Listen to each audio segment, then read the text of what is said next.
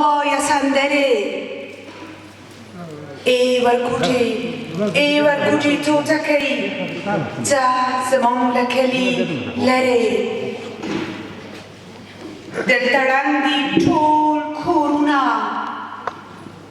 دلتړندی ټول کورونه نه دیوال شته نه برجونه نه پناه شته نه مناه شته نه چنار شته نه صبرونه وزرماتی شنه توتیان سری په بینو دی کوترې ای ورکوټي توتکۍ ځه زموږ له کلي لرې دلته ډک دي ټوپکونه ماشینګړي او توپونه راوریږي کور په کور راکټونه او بمونه د باروتو تور دودونه سرې لمبې د اوریزو د اور بڅرې ای ورکوټي توتکۍ ځه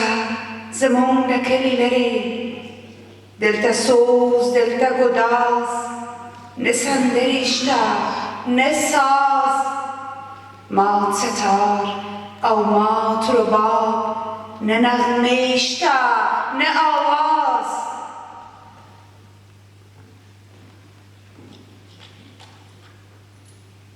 دلته هر لور ته ماتم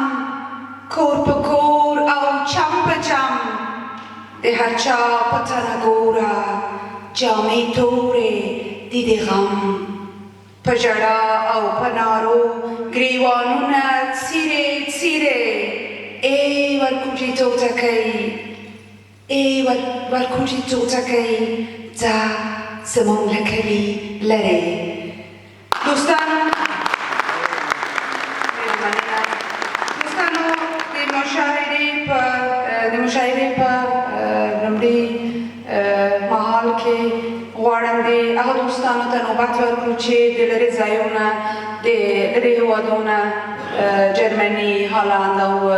نورو ښارونو نه او ملکونو نه راغلي دي زه د محترم حیران شینواري څخه هیله کوم چې راشي او خپل شعر موږ تاسو ته واوروي